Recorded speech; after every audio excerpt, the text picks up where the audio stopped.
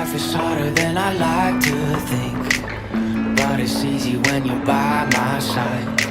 No point in calling, you just have to see the fundamentals of our life tonight. Cause I've been looking at a photograph of you, and I've been thinking about all the ways you move. This isolation got me feeling like a movie, my love. Yeah, when I wake up, I feel empty, not beside you. My whole life been searching just to find you. This quarantine, it hasn't got the right to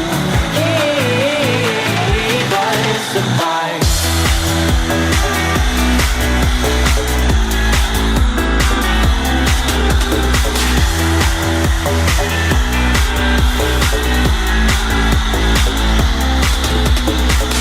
Killing time, we got nowhere to be. You're sending messages I can't ignore. No contemplating, come here close to me.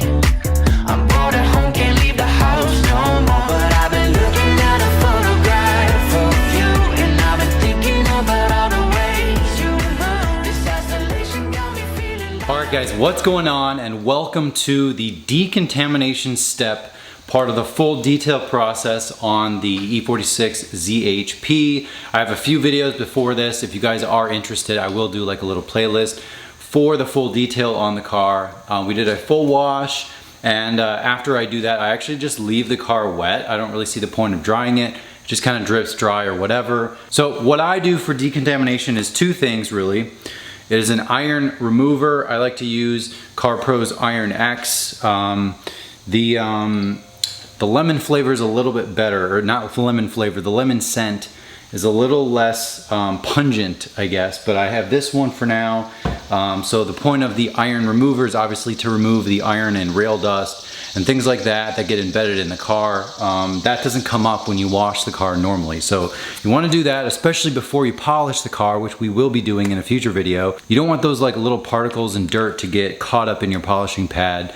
I can't imagine that would be good. So the second part, so once you do the iron remover, you let it sit for 5 minutes and then just rinse it off again. And that's why I didn't dry the car, because we're just gonna be rinsing it a bunch of times. After that, you wanna do a clay bar. This is a traditional clay bar. As you can see, I used a little bit of it. And I also have a hybrid clay bar, or sort of like a new version of a clay bar. This is something that I like to use a lot, but when I do like a full detail on a car that I think is in pretty rough shape, which I believe that one is, this I don't like to use as much. I just like the traditional clay, and then you can pick your lubricant, which I will show you. This is actually something that I've gone back and forth a lot about, and this is just Adam's car shampoo. The reason I like that is because you can just dilute it as much as you like. It doesn't leave any sort of residue behind, and it's really easy to work with. I used to use this clay luber stuff, the different glides. I just don't like using them as much. Next step, right after I wash, is the iron remover. So hopefully we'll see some iron removed. On a red car, it's probably harder, but I guess we'll see. Since it's 17 years old, we'll see what's on the paint.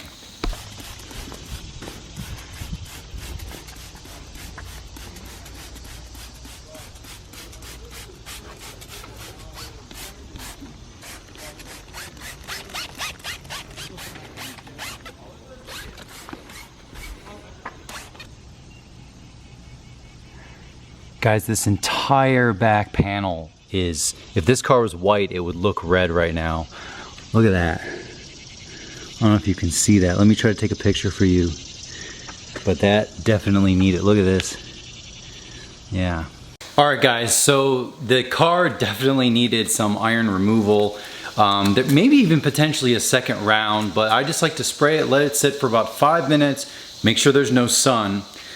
The sun peeped out for a minute or two, and I started to get really nervous because today is extremely overcast, which normally I don't like because overcast is like blah. But when you're detailing a car, you have light, but you also don't have direct sunlight. So anyways, what I like to do, so this is Opti Clay.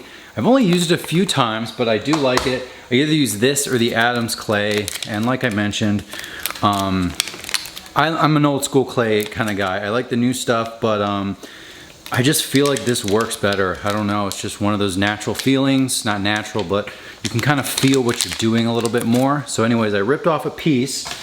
You'll notice, because if you drop the clay, you literally have to throw it out. If you drop it, you're done. So you don't want to use your entire clay bar just because if you drop it, you're screwed. So this is kind of the piece I'm working with. Little clay bar, as long as you can kind of hold it in your hand.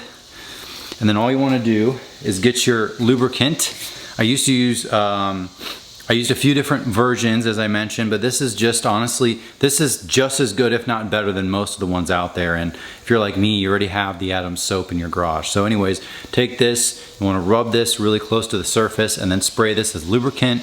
Then once you're done, just rinse off the car and then we'll fully dry the car. So that's the process. This is going to pick up any contaminants that a regular wash doesn't get, except for iron pretty much. So anything that's stuck to the surface, it picks up tar, it picks up a lot of junk. Ideally you'd have some tar removed already, but it picks up all that stuff that's really, really stuck and embedded. Think of it like, I don't know, like exfoliating your face or something, where just rinsing your face is fine, but like until you actually use like face wash or soap, you don't feel the same. I don't know if that's a really good explanation, but that's how this is gonna go. And I presume it's gonna be a decent amount of work because this car, I don't know, it's been a while since it's been clayed and it's been outside a lot.